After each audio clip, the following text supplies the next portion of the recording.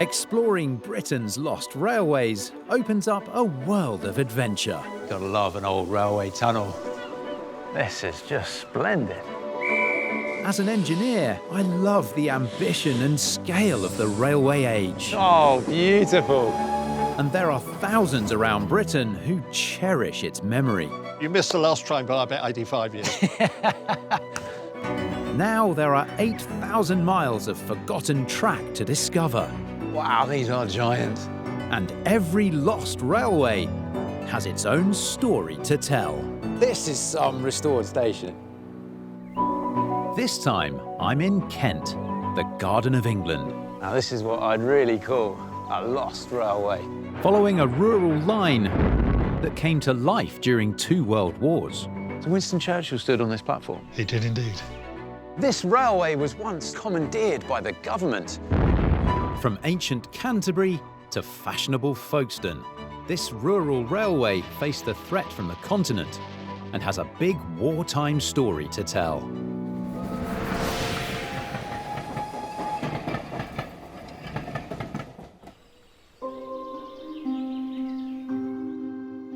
In the southeastern corner of Britain, Kent is a lovely place for a bit of peace and quiet in the great British countryside. Hang on a second. Just listen to that.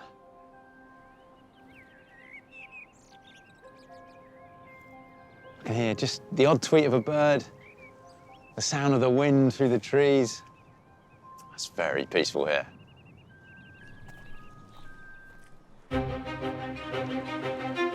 But all this was brutally disturbed when Kent found itself on the front line.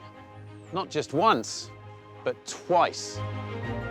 This is the county that sent troops and equipment to the continent, rushed back the sick and injured, and stood ready to block the path of a Nazi invasion.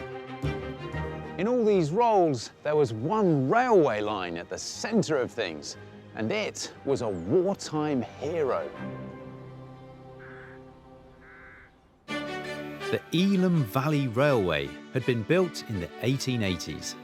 It gently meandered from the ancient cathedral city of Canterbury through the picture postcard countryside of Elham Valley to an exclusive holiday resort just 31 miles from France, Folkestone. But by the time of my line's construction, Canterbury was already firmly established as the railway hub of East Kent. From here you could travel north, east and west, but there was still room for one more line, to the south. For over half a century, Canterbury's busy West Station was the northern terminus for my lost line. But I want to investigate a remarkable chapter in the railway's history, when it became a target for Nazi bombers. This map shows exactly where Hitler's bombs fell, as the Elham Valley Railway was attacked 18 times. The most devastating night came on the 1st of June, 1942. And Canterbury West Station was in the firing line. The main station building here managed to escape the force of the bombs. But the locomotive shed, the goods shed, and the stables were all hit. And one huge bomb left an enormous crater, 60 feet long by 20 feet wide.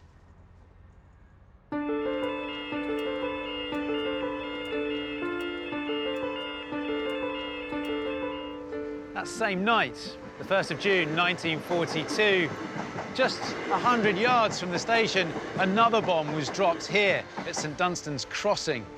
And this time, a body was found buried in the rubble. The crossing keeper had been killed.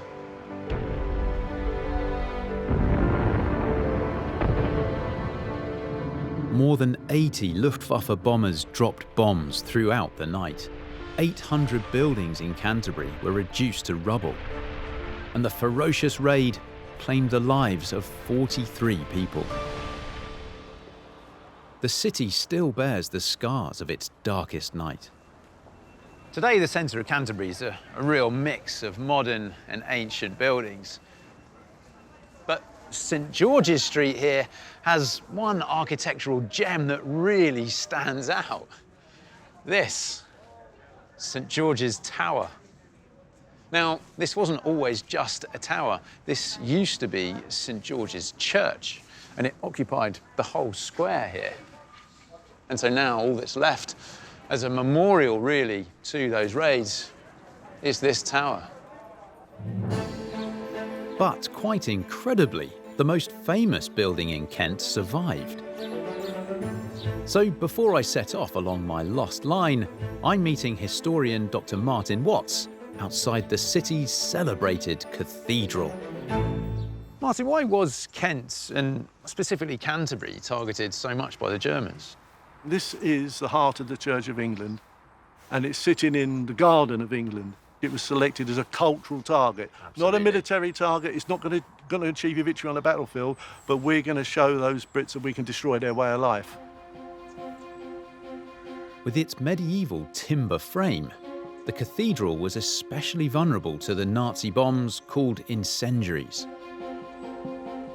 High explosive is big explosion on impact, whereas incendiary bombs, when they drop, their job is to set fire to stuff around. Absolutely, and they're very small, very handy, and you can drop thousands of them.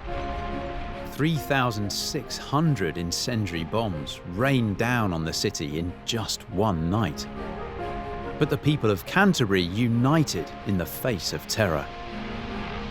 It took hundreds of people, men, women, on the ground to protect their own town, and they did it remarkably well. People watching on the cathedral roof, they filled the crypt with 20,000 sandbags. They took all the medieval glass out and put it in storage. As bombs landed on the cathedral roof, 4 firefighters picked them up and threw them to safety. Their bravery saved the cathedral from destruction. The main physical damage to the cathedral itself was just the library, thank goodness. That was all. And what we're left with is, well, it's this, isn't it? Kent's cathedral city remains a national treasure. But it's time for me to head south and pick up the Elham Valley Railway. Just a mile to the west of the city is Harbledown Junction, the point where the Elham Valley Railway once branched off the main line and headed south.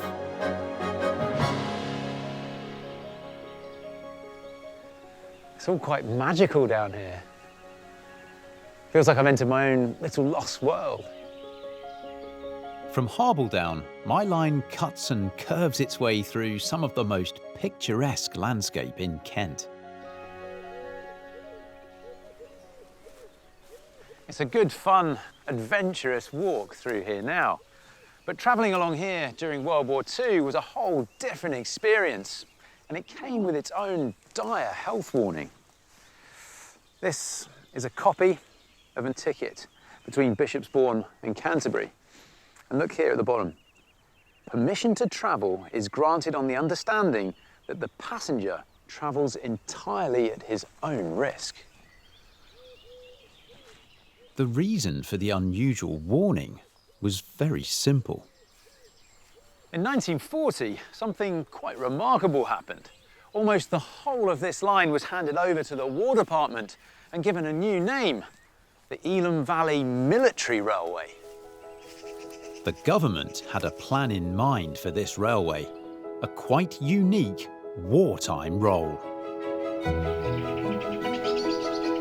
Deep in the heart of Kent, I'm walking an abandoned line that's being reclaimed by nature. Now this is what I'd really call a lost railway. The Elham Valley Railway is celebrated for its role during 2 world wars. But I want to look back a century earlier to discover why this particularly rural line was built in the first place. Historian Brian Hart is taking me on a trip down memory lane. Brian, I understand you've beaten me to walking this lost railway line. Yes. By some years? I first walked it in about 1952 when I was 2 years of age. Did you actually walk it? Well, I toddled around a bit with the family, yeah.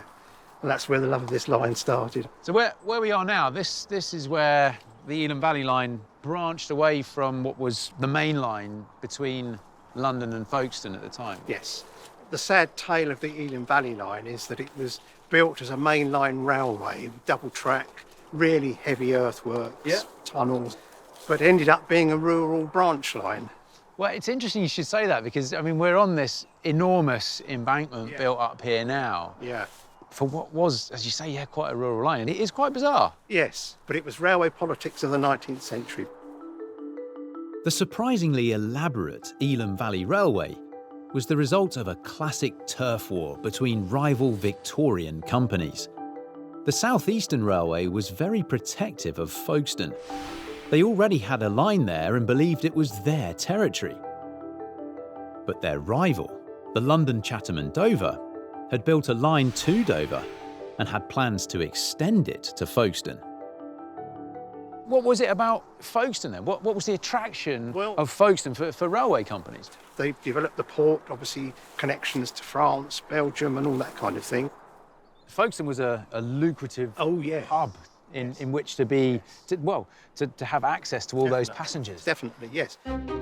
With their rivals publicly pushing to extend their line, the South Eastern Railway jumped on the situation. They'd build another railway to Folkestone. They'd build it bigger, they'd build it better, and most importantly, they'd build it first. The Elham Valley Railway was born.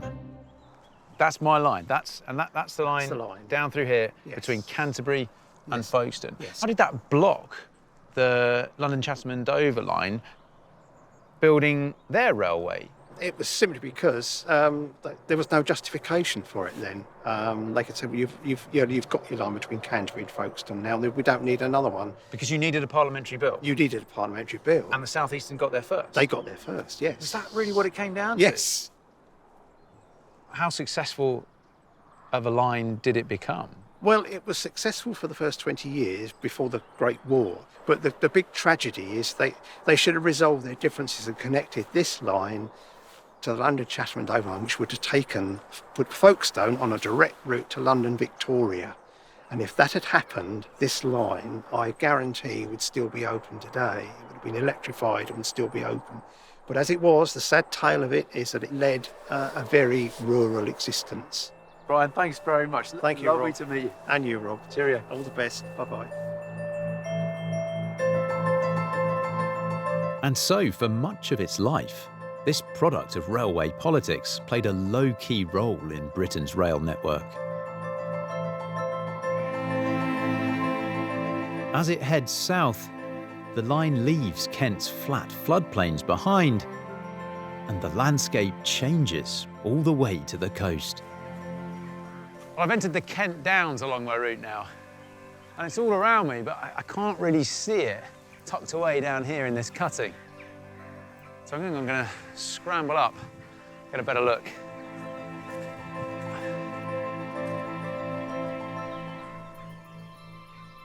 Oh, that's better. The Kent Downs is part of an unbroken line of chalk hills that runs from the Hampshire border along the North Downs and then right down to the famous White Cliffs at Dover.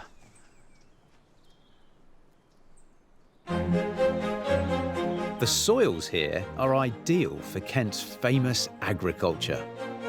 Cereals like maize, hops, and orchards have thrived here for centuries. Back in Tudor times, small villages and towns flourished. In fact, the Garden of England phrase was coined by King Henry VIII. On tasting a plate of Kentish cherries, he declared that they must be from Kent, the Garden of England. And hidden amongst all this rural bliss is the next stop on my line. I'm back on the railway bridge here, so I should be able to get, look down and see the railway, and I can. But it's not just the railway, it's Bishopsbourne Station. There's Jan. Jan, hello. Good morning. Aha, there he is. Oh, come on in. Come in. Oh, wow. Is this your home, Jan? It is indeed, yeah. Look at the track bed down here. That's gorgeous. Got to be a great cricket wicket as well, wouldn't Oh, play cricket, golf, football, everything down there. In Jan Nott's hands, Bishopsbourne is a haven of railway heritage. But during the Second World War, it was a place for railway hardware and an illustrious visitor. What's this we've got here? That's Winston Churchill, is it? And that's here at Bishopsbourne Station. That's exactly here. That's just along here. You can see the bridge in the background. So Winston Churchill stood on this platform. He did indeed. Well, what was he doing down here? He was inspecting the big gun, Boschbuster. It's enormous, yeah. It is. It was stationed in a tunnel about 400 yards along the line here. So this quiet, idyllic station here in rural Kent was once heavily fortified. Yes. One of Churchill's first tasks as Prime Minister was to defend the southeast coast from a Nazi invasion. He turned to a 250-ton railway gun that had been used to devastating effect in World War I. It had an 18-inch barrel and a range of 18 miles. Boschbuster was Britain's largest gun. In February 1941, it arrived at its secret home outside Bishopsbourne Station, disguised as a string of banana wagons beneath steel hoops and canvas. I mean, it's such a massive gun, yeah. I mean, it's absolutely enormous. Yeah. I mean, the shells themselves must have been huge. Well, they were 1¼ tons each, and they were 6'7" high. Boschbuster's sole purpose was to hit enemy forces as they approached the Kent coast. But the gun couldn't rotate. Boschbuster could only fire straight ahead. So for it to work effectively, the curves of the Elham Valley Railway would be vital. By moving the gun up and down the railway, Boschbuster could change its direction of fire and pummel Nazi forces wherever they arrived along Kent's coastline. What would actually happen when this gun fired then? The gun itself went back 2 or 3 feet, and the carriage in which it was spaced could go back 20 feet with the recoil. The local impact must have been huge. Oh, It was like the noise of the thing. The noise and the sound and the vibrations of it. They asked all the local residents to open their doors and windows because of the shock of sound, but even then, there were plenty of broken windows.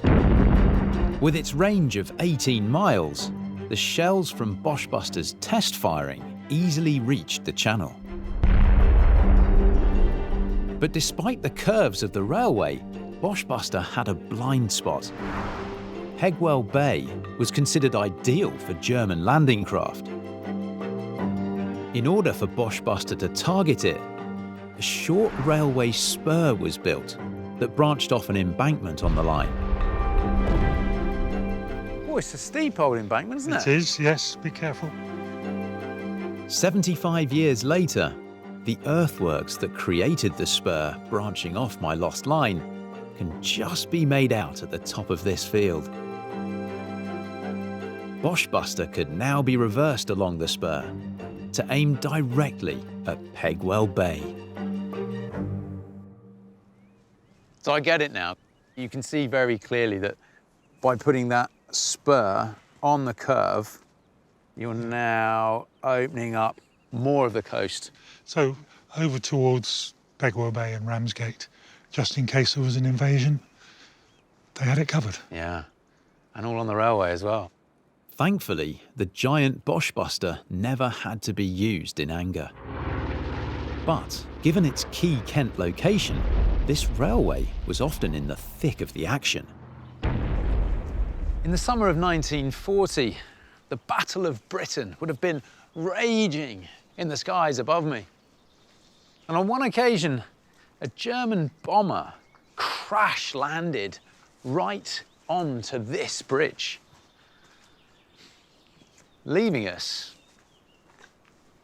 with this. The next stop on the railway line was Borough, a pleasant Elham Valley village, where no fewer than 13 enemy planes came crashing down. So many, in fact, that this stretch of the line was known locally as Hellfire Corner. And it was the scene of one incident that could so easily have been avoided. In October 1942, Clementine Churchill, the Prime Minister's wife, and America's First Lady, Eleanor Roosevelt, travelled along my lost line to Borough Station, where they met the local Women's Institute for tea.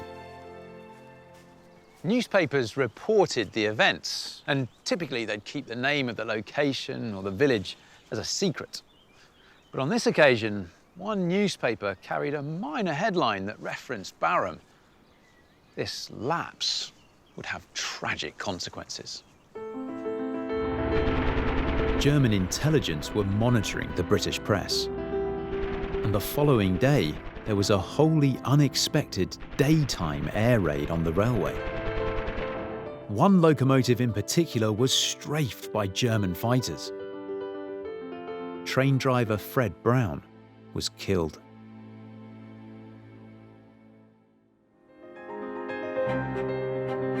I'm walking a lost railway line through some of the prettiest countryside in Kent. This is a lovely open stretch through the valley here. Oh, and in case you're wondering, turnips. As I head from Canterbury down to the coast at Folkestone, the Elham Valley Railway has so many war tales to tell, it would be easy to overlook the rest of this line's story. But back in the 1880s, building this railway, however rural it was a serious undertaking in its own right. In fact, one of the great railway engineers of late Victorian Britain was put in charge. The South Eastern Railway Company were desperate to snap up Thomas Walker, a man the Canterbury Press said has a reputation second to none in the kingdom. Walker would go on to mastermind the largest river canal of the age, the Manchester Ship Canal. But first, he would make his mark on rural Kent. Now, a fair few of the bridges I see walking my lost railways have deteriorated or crumbled a bit over time. But the bridges on this line, all of them engineered by Thomas Walker, they were built to last. Halfway along the line, Wingmore Bridge shows off a design that Walker turned into a real feature of this railway. So the first thing that strikes me about this bridge is that it obviously isn't a great big sweeping brick arch that's so typical of the railways.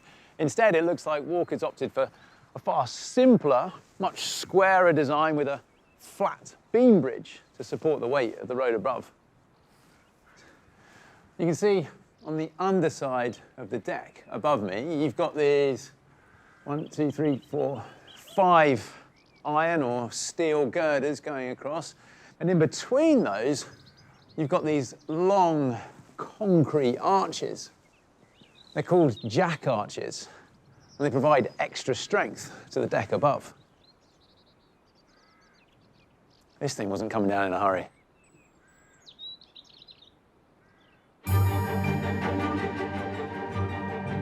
This quality engineering stood the Elham Valley Railway in very good stead for the wartime roles it would go on to play.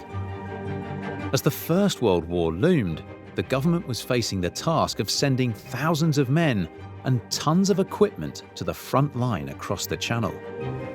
Soldiers were billeted in towns and villages across Kent, where they waited for postings to the front. 400 of those men made the village of Lyminge their temporary home. On May the 9th, 1915, soldiers from the Yorks and Lancaster Regiment made their way here to Lyminge Station to travel to the coast on a special military train. The whole village turned out to see them off. The station platforms heaving with the throng. There were renditions of Auld Lang Syne and wishes of farewell and Godspeed as the soldiers headed away.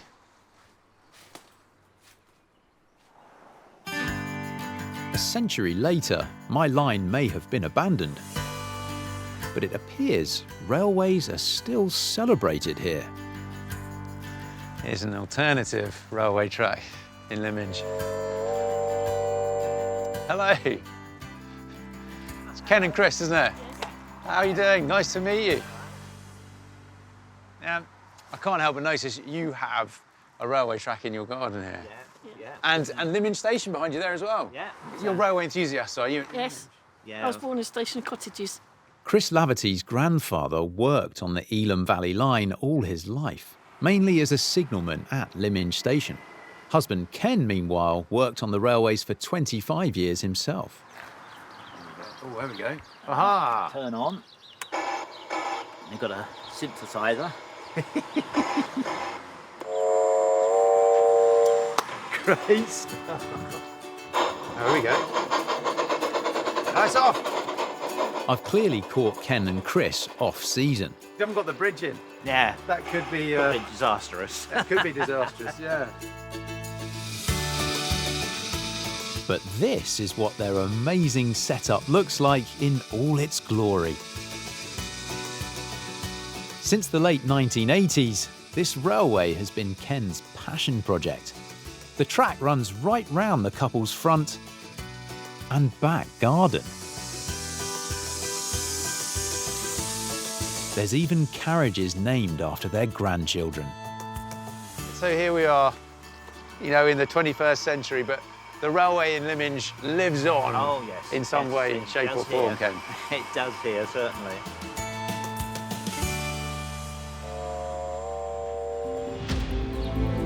A year into the First World War, though, as soldiers were still being rushed to the front, injured troops were now returning. So in September 1915, Lyminge played its part by staging a morale-boosting spectacle. This event saw King George V arrive at Lyminge Station. Now, as you can imagine, security was incredibly tight. All other train movements were stopped, and railway watchmen kept guard over tunnel entrances and stations along the route. The King's train arrived at 10:52 a.m. Bang on schedule. The King was travelling with the War Minister, Lord Kitchener. After mounting their waiting horses, they set off into the countryside. Where I'm headed next is this place down here, Beechborough Park. And in the First World War, that was somewhere fit for a king.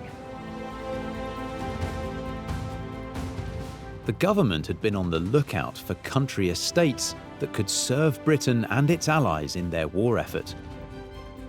Beechborough Park's proximity to my railway and the Kent coast made it an ideal location for a military hospital where injured troops could recover.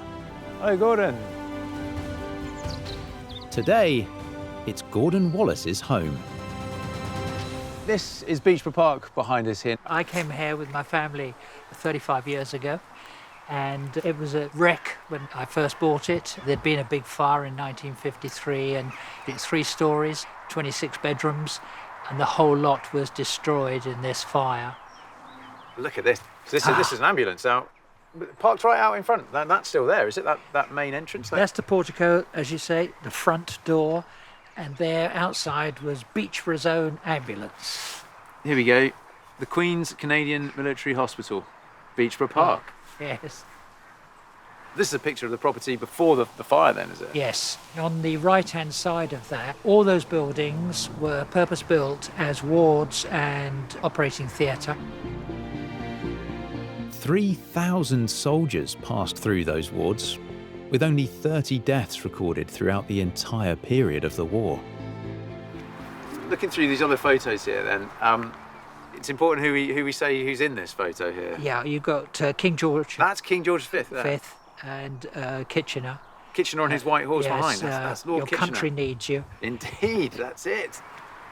The King came here by train with his entourage, and then mounted horses so that they could ride amongst the troops. You can see all the troops in the background. You can see them in the background, that's correct. Do you think that would have been appreciated by the injured soldiers here, and as well as those troops who were brought to come and witness the king and to hear his words? You know, in those days, it was really something to make one stop and think, my good, the king, come here. Really? And what's lovely about that, for me on my journey here, is that he and Lord Kitchener came on the Elham Valley Railway to give thanks to all these injured soldiers who sacrificed so much. Take good care. Cheerio now. Cheers now. Bye-bye. Bye. As I get closer and closer to the coast, my line sweeps round towards Folkestone. I'm approaching the spot where it joined the main line from London for the final run into town. But today, there's a rather major block on my route. Okay. Well, this feels quite definitive. Not sure I'm going to be going that much further along my lost line here. Well, I'm quite near the end. I've just come past Peen Bridge, which is here, and I would have been looking out across Newington and Cheriton through there, but no such luck today. Just over 30 years ago, the path of my lost railway line was emphatically interrupted by the beginnings of some world-class modern engineering. Climbing nearly 200 yards above the line, my reward is spectacular. Yes, finally. I'm quite excited to emerge from behind this tree line for a while now, because look at that!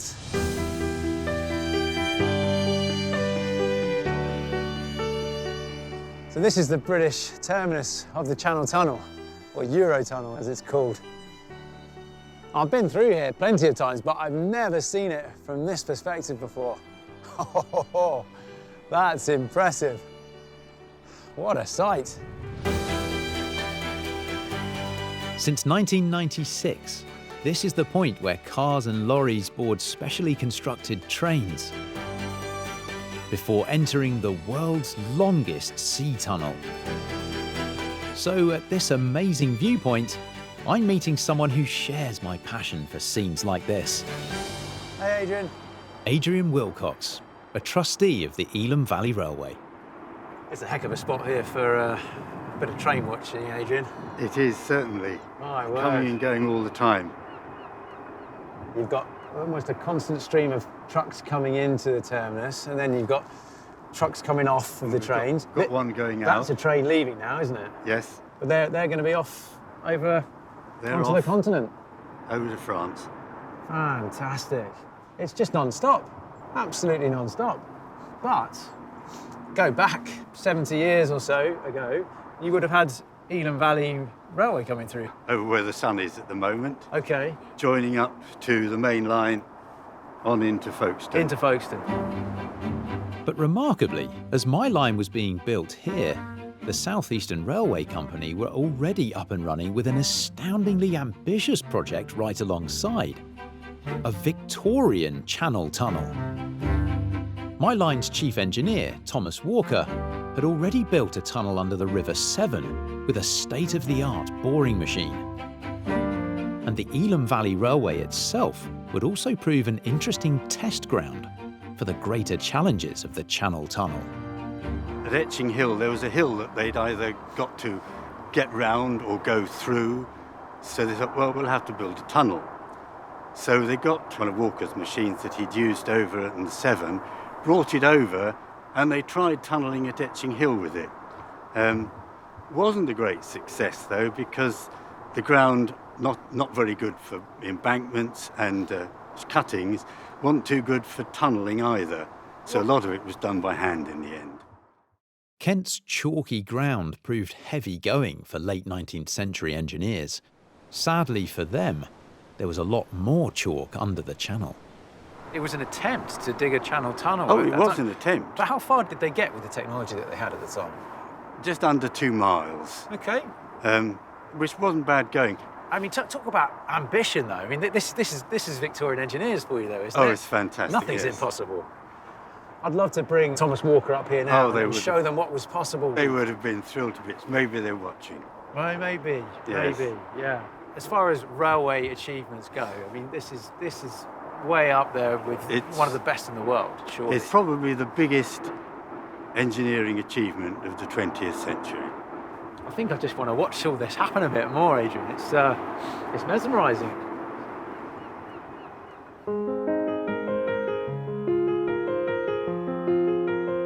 In the far southeast corner of Kent, I'm reaching the end of my walk along the Elham Valley Railway. Just 3 miles from the end of the line, I'm stepping off it in search of a sea view. Oh yes, look at this. What a view! 360 degrees all around. Wow. I may be nearing the end of my walk, but in 1887, this southern section was actually the first part of the railway to be opened. Just round the back of that hill where the trees are, that's where the Elham Valley Railway came in and ran around the base of those hills before it finished up in Folkestone, just beyond there.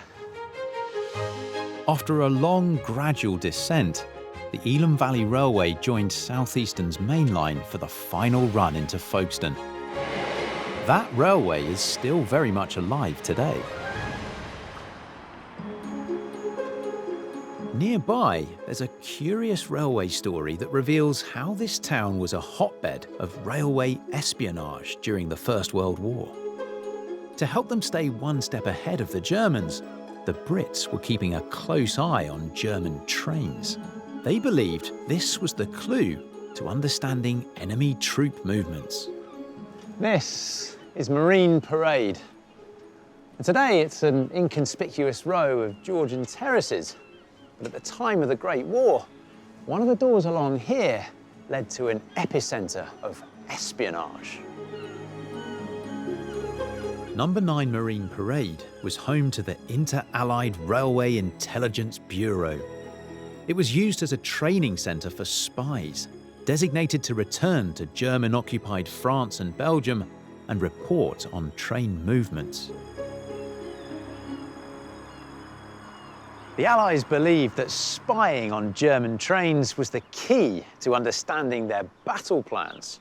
So they sent out spies from here, number 9 Marine Parade, to gather information from behind enemy lines. As the war reached its climax, this flow of information through the Spy Bureau had become so sophisticated, they were able to determine that the Germans were deserting en masse. This gave the Allied leaders the confidence to go for the final push and catch the Germans unawares. Number 9 Marine Parade, the perfect place for railway spies to hide in plain sight.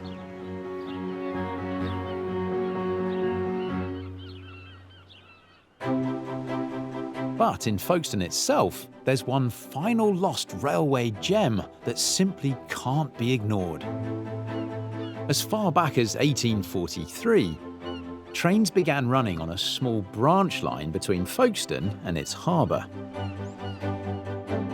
It was a short and steep line built through the town, right down to the harbour pier.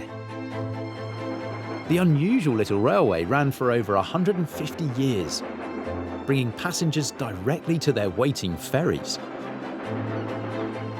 Today, it's the perfect way to take in Folkestone on foot. Well, this is an extremely pleasant way to finish off my walk along this lovingly restored bit of harbour railway down to the harbour station. This is just splendid.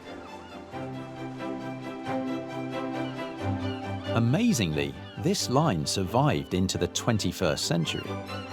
Its fate was eventually sealed along with Folkestone's ferries by the arrival of the Channel Tunnel.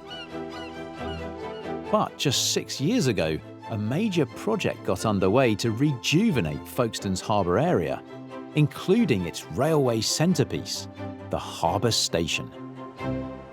Oh wow, this is gorgeous through here. The line flows right through the station on one long, continuous curve. It does, it goes all the way around. Beautiful.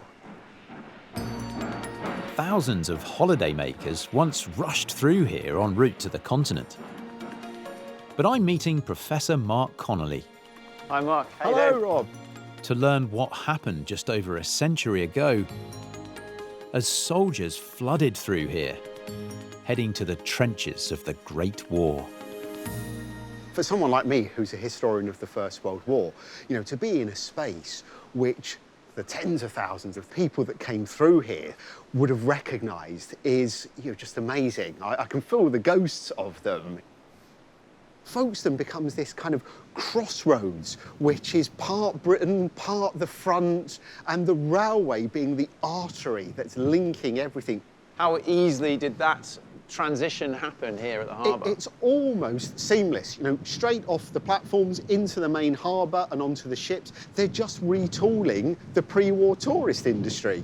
So this place here, is somewhere that played a role in world history. Folkestone Station has that footprint on the globe. The station's wartime statistics are staggering. Nearly 10 million soldiers and 1 million tons of military freight passed through here. Many of the 15,500 trains stretched through the station and right along the harbour arm. We're right out on the harbour wall here then, Mark, and this is where the rails, well, you can see, they still are in there, and they would have gone all the way out. All the way, yeah. And this is what would have helped move equipment and goods. Absolutely, freight. yeah, that's right. And obviously, it's just brilliant for the mass exit and entry of people. Pre-war, holiday makers, tourists, during the war, soldiers.